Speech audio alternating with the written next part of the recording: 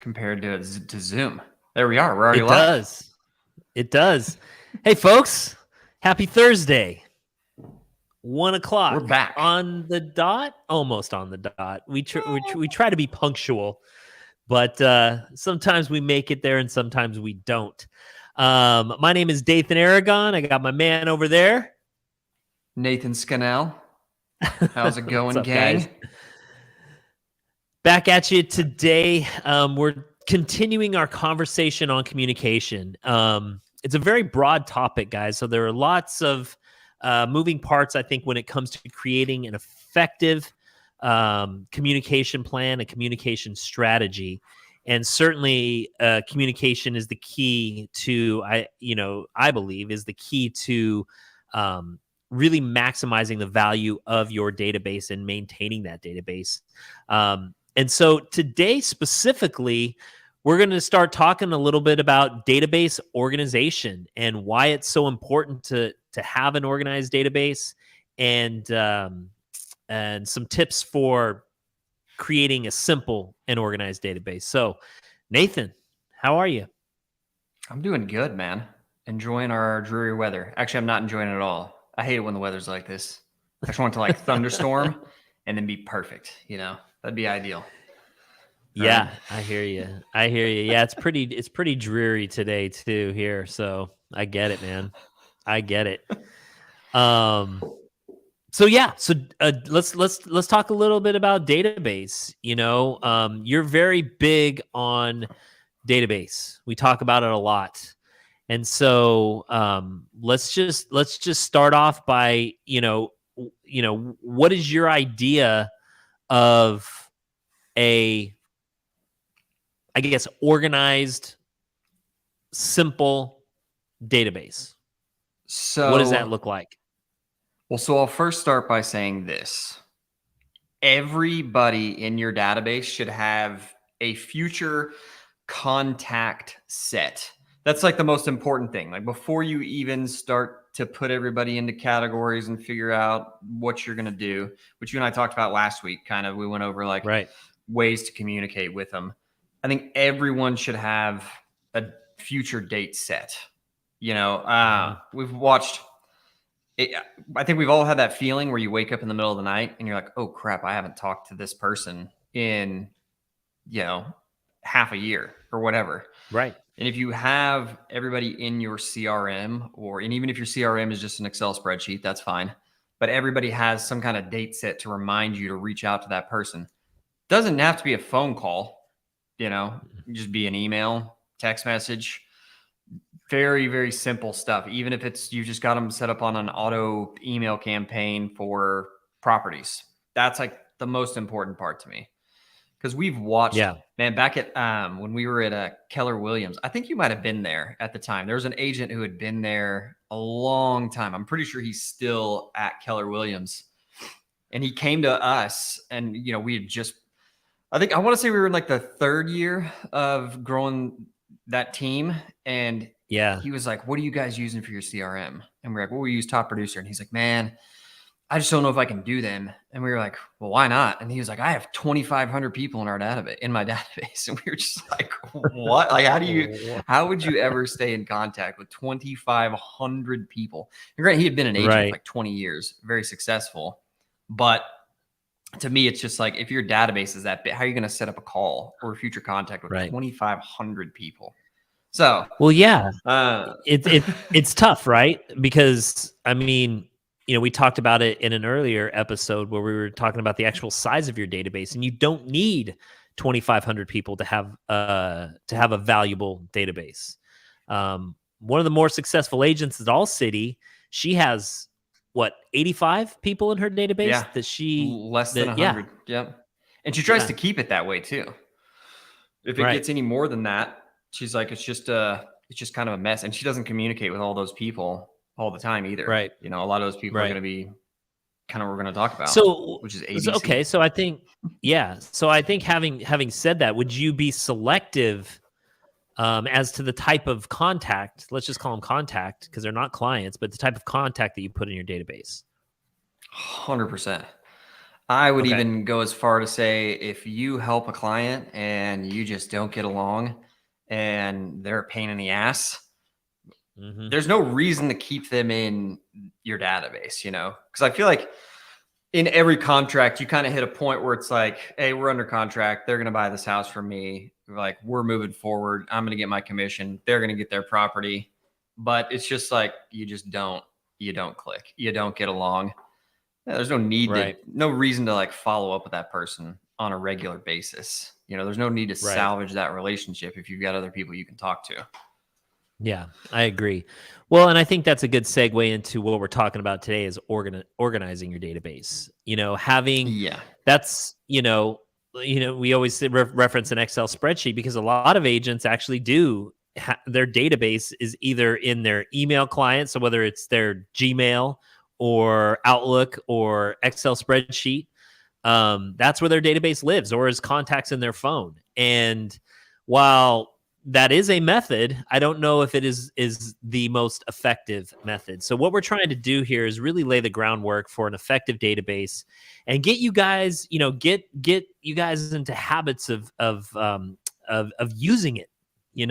Nathan, Yeah. we have agents all day long that, we look at top producer, or actually we don't have optics into top producer, but say for example KV Core that are in there once a month, and that's just not an effective way to do it. So we're trying Which to I would and love. Real quick, I was going to say, I would love to show everybody the optics of KV Core, what we can see.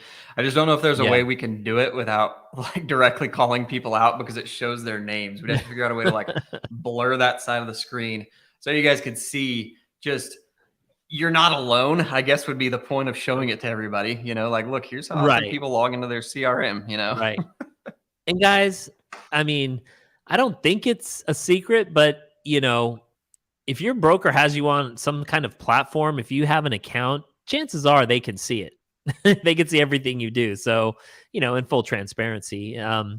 But okay, so don't put every single contact in your database. So let's talk about organizing. So what are some different I guess sections or folders, or some people call it buckets, that they put these different contacts in? Yeah. So the one that we've always stuck with B and C clients. And I'll go in reverse order here. So your C people, the way we always put it, these are people who may or may not know you're in real estate, but you've maybe had some kind of communication with them in the past. These are typically people that are just going to be on an email drip of some kind. Mm-hmm. Your B people are people who know you're in real estate, but they're not necessarily referring you people. They may think of you when it comes time to sell or buy a home, but that's kind of, and really the B group is probably going to be the bulk of your database, I would say.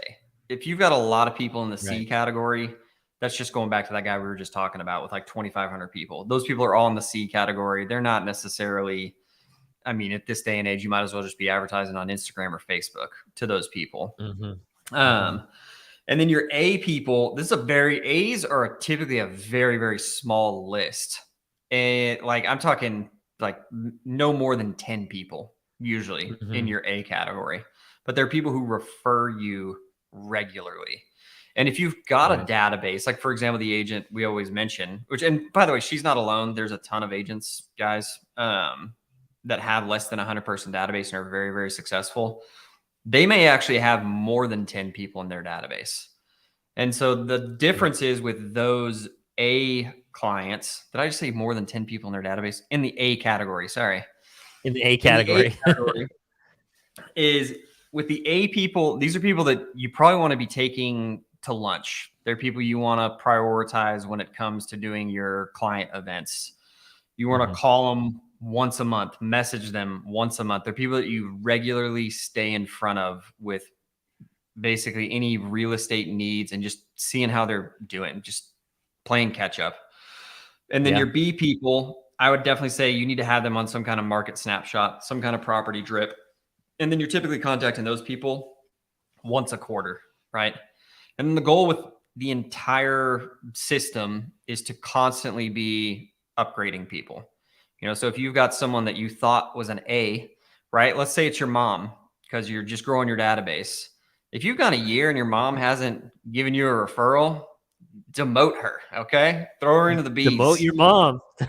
Yeah, get rid of her. Like, stop wasting your time with her and put someone else in that. Go spend more time with someone else. I remember there was a sales trainer. He always talked about, and I won't say his name. He's very controversial, but people might know who I'm talking about. He originally worked for a car dealership, and then he started doing sales training. And Yeah. one day, his sales manager came to him, and he was like, "Hey, man, why you keep going to lunch with all the other sales guys?" And he was like, "Well, because they're just my colleagues." And he's like, "Well, are any of them going to buy a car from you?" And he goes, "Well, probably not. No." And he goes, "Well, then stop going to lunch with them. Go to lunch with people who are going to buy a car from you." And Right. it's the same thing with real estate. Stop going to lunch with people who aren't going to do anything for you. You know, and I know Yeah. that may sound a little bit harsh, but it's just like people go to lunch with like lenders or title companies and stuff. And guys, unless you've known a lender for years, they're not going to send you a referral. Same thing with a title Yeah, company. your chances of getting business from a lender or a title company are pretty slim. They're not gonna send you business. But you're right. Yeah. Unless it's your wife or your brother or somebody close to you, that's who's getting their business because most lenders probably have someone very close to them that's a real estate agent. That's that's actually very true. I think pretty much most every lender I know is like Right. married to a real estate agent or has a Yeah. relative that is a real estate agent that, a cousin, someone Yeah. very close that all their business goes to. Goes to. That's right. They keep it in the family. So yeah. So okay, well, so you said something there that was really kind of interesting. Is so people, the goal of the system is to move people, right? And I think when agents think in terms of success, right, they maybe refer to, oh, we closed a deal, it's done, that was successful. I think that agents need to start shifting their perspective on what exactly is success and how they measure success. And I think that's a really key part to using your database. To me, if you're able to effectively move people from your C group to your B group, from your B group to your A group, that is success, you know? And so as we map out our goals and try to gain momentum in our business, we need to account for that.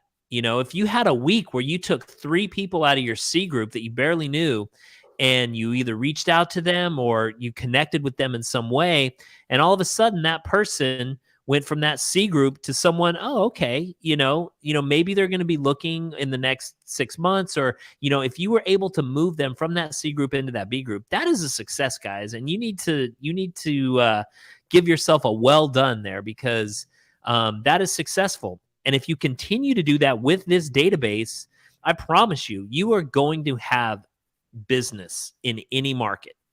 This is the work that needs to be done, guys. This is the work. This is our job. Uh, it's that connecting and making those meaningful connections. We can outsource everything else. We can outsource our contract Yeah. to close. We can outsource the maintenance of the database. We can outsource our marketing. We can outsource everything. You know, the important thing is that we cannot outsource is you, and you cannot outsource um, the impact of actually reaching out and nurturing those contacts in your database. So, um, And so that's a yeah, good so point. I mean, in terms of like success, I think that is something that everybody during this process, if you're going through this with us guys and you're like trying to segment out your database, is like look at what truly is what you define as success. Because, mhm, in my mind, if you're going through the roller coaster ride of being in sales, being a real estate agent, you don't know where your business is coming from and you're fretting and you're worrying and you're constantly out. And let's say that you do $90,000 next year in commission, but you've got someone else next to you who is basically living the high life. And let's say they do 60 grand a year, but they knew where their business was coming from. They didn't have to go make cold calls. They had time to spend with their family, their kids. I think you really need to figure out like what that means to you. Yeah. That's funny. I actually just saw an interview with the guy who sold Kinko's. He sold Kinko's to FedEx. I don't know what the number was. It was in the billions. And a Yeah. guy was interviewing him, and he goes, "How do you define success?" And it was towards the end of the interview. And obviously, the guy, I mean, he's a billionaire, but he said, "I define success as getting to my age and having your kids want to come home and see you." And I was like, whoa, That's awesome. Yeah. that hit like Yeah. hard, And it's the same Yeah. thing. Like I saw Mark Cuban on Shark Tank one time got into an argument. I think it was with Mr. Wonderful. And he was arguing with him because I guess a guy was basically going to give up his company, but he was going to get like, I don't remember the exact details. I'm going to butcher this, but basically the guy was going to get like a guaranteed salary by selling off his company for like a substantial amount of money, like $500,000 a year. Right. And Mark Cuban got Right. pissed and he stood up and he was like, "I would rather work for myself making $40,000 a year than work for someone else making $500,000 a year." And that's the beauty in real estate. You guys all kind of work for yourselves, And so I think looping this all in, going back to database, having this organized, knowing where your business is coming from, that's what's going to matter. Because I mean, Dathon, we've both seen it. Agents come in and out of the business. Sure. Heck, agents leave our brokerage firm for. Yeah. We were actually seeing a lot of this right now. Agents leaving because they're being promised leads at another brokerage firm when really they have their own database that they could have been working, but they stopped working because we all stopped working our database. We all don't, but Halloween hits, the holidays hit, and people stop working it. Sure.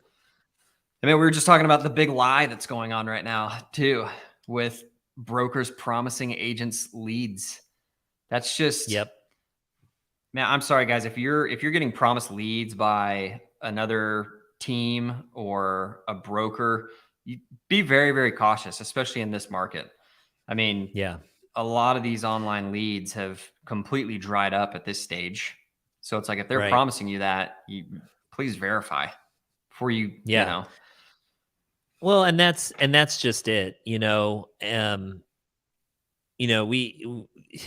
guys, like, it doesn't matter what broker you're with. Nate and I were just talking about this the other day. It doesn't matter if you're at All City. It doesn't matter if you're at Keller Williams, Remax, Monument. It doesn't matter what broker you're with. They are not going to do the work for you. They are not going to do the work for you. And this is the work, working your database. This is the work. So your broker could promise you everything. They could promise you leads. They could promise you this, that, and the other. It is not going to do the work for you. At the end of the day, you are going to be responsible for your business. You are the only one that cares about your business. And so you've got to be aware of that, guys. You've got to be aware of that. So, if you're going to do all the work, you might as well get paid for it. That's my philosophy. And that has served me well in my career. So, anyway, database, let's get it cleaned up, folks. Yes, do that. Get your communication plan down. You said you uploaded to Workspace. Oh, yeah. So I want to share something with you guys. Yeah. So last week we were talking about communication plan. We'll continue to talk about this because it is so important, but I'm going to show you guys here. I'll share my screen. So I uploaded, we did upload to Workspace. So if y'all are an All City agents, and you can see my screen here, this is the start page when you first log in to Workspace. Just go over here to the 3-stack menu in the upper left-hand corner and under shared documents. And we have a bunch of shared documents that we have here. Under buyer tools, you'll see the buyer tools and then this buyer questionnaire. So this is a questionnaire that we have for you guys. So this will guide you through exactly what to ask your client. So when it comes to a communication plan, well, your buyers, it can work with buyers and sellers. We are creating one with a few more questions that are catered to sellers. But for those of you out there working with buyers, this is a great tool for you to take with you on appointments when you meet with your buyers. It's a very comprehensive list of questions and a really effective way of gathering all the information that you need to know. So if you guys, so if you guys are an All City agent, you can find that uploaded to Workspace under shared documents. And if you have any questions about it, you can always contact central office, and they'll show you where to find it. So anyway, well, Nate, do you have anything else that you wanted to add? I think that's it for all my rants today. For all your rants today. Okay, cool, guys. Well, again, we're starting out this podcast. This is something that I keep calling it a podcast. We haven't actually released it officially for download on podcast yet, but we're just banking some episodes here so that we actually have some to release.